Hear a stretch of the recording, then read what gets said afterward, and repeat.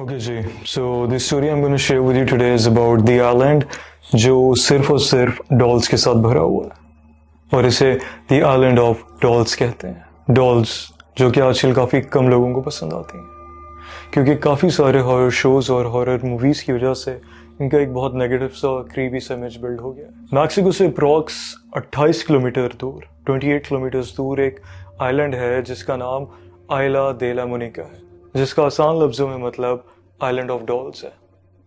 अब इस आइलैंड के हर तरफ, हर ट्री के ऊपर, हर ब्रांच पर सिर्फ डॉल्स ही डॉल्स लटक रही हैं। और अब ऐसा करना वहाँ के लोगों का कोई ट्रेडिशन या कोई रिचुअल नहीं है। इस आइलैंड को बेसिकली कुछ अर्सा पहले तक एक आदमी संभाला करता था जिसका नाम डॉन जूलियन सेनेटा बरेरा था।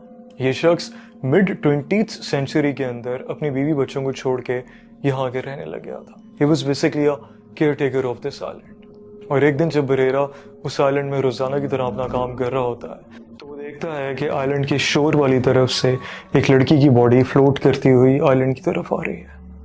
अब बरेरा अपना काम छोड़ के उस लड़की की बॉडी की तरफ जाता है और उसके पास पहुंचते ही उसको ये रियलाइज होता है कि वो लड़की पानी में डूब के मर चुकी है और इसकी डेड बॉडी कहीं ना कहीं से तो फ्लोट करती हुई आई थी यहाँ तक। अब वो लड़की कौन थी ये आज तक एक मिस्ट्री है क्योंकि बरेरा के रिपोर्ट करने के बाद भी किसी ने उस लड़की की बॉडी को क्लेम नहीं किया।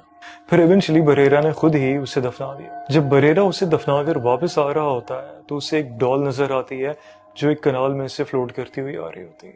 बरेरा उस डॉल को उठा लेता है और उससे कहीं ना कहीं ये लगता है कि ये डॉल उसी लड़की की है जो मर गई है। एंड जस्ट टू पे मोर रिस्पेक्ट बरेरा उस डॉल को उस आइलैंड के सबसे पुराने और बड़े दरख्त के ऊपर हैंग कर देता है। Now this is exactly where from it gets more darker. अब इस डॉल को हैंग करने के बाद बरेरा दोबारा कभी भी नॉर्मल नहीं रहा। जब बरेरा ने पहली डॉल हैंग की थी he was barely 25 years old और इस दिन के बाद से बरेरा ने अगले 50 सालों तक, जब तक वो 75-76 years old नहीं हो गया था, उसने उस आइलैंड में डॉल्स को कलेक्ट करके हैंग करना शुरू कर दिया था।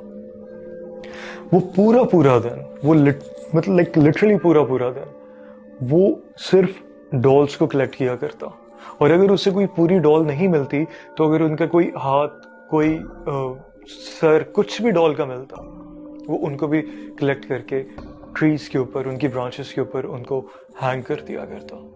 बरेरा ने ये काम अगले 50 साल तक किया जब तक वो मर नहीं गया। And in the end in 2001 Barrera की बॉडी को रिपोर्ट किया गया। Now the most shocking thing is के Barrera was found exactly on that spot जहां पर उसने कई सालों पहले उस लड़की को दफनाया था। अब जब लोगों के पास और मैक्सिकन्स जो वहां आसपास रहा करते थे उस आइलैंड के, जब उनके पास ये स्टोरी पहुंची तो उन्होंने बरेरा की लाइफ को रिस्पेक्ट देने के लिए इस आइलैंड को विजिट करना शुरू कर दिया।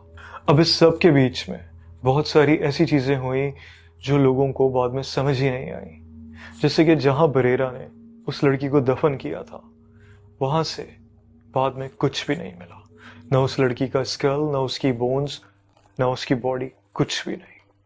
अब सोचने की बात यह है कि वो डेड बॉडी कहाँ चली गई। अब कुछ टूरिस्ट ने यह भी कहा कि उन्होंने उस आइलैंड के ऊपर उन हैंग हुई हुई डॉल्स को आपस में विस्पर करते हुए देखा है, उन्हें आंखें ब्लिंक करते हुए देखा है और कई लोगों ने तो यहाँ तक कहा कि उन्होंने बरेरा और उस लड़की की स्पिरिट को आज भी कभी कभार वहां पर विटनेस किया है। अब आज के टाइम पर यह आइलैंड डॉल्स के साथ भर चुका है एंड पीपल स्टिल से कि यहाँ जितनी डॉल्स हैं वो सब जिंदा हैं बरेरा और उस लड़की की स्पिरिट के सहारे।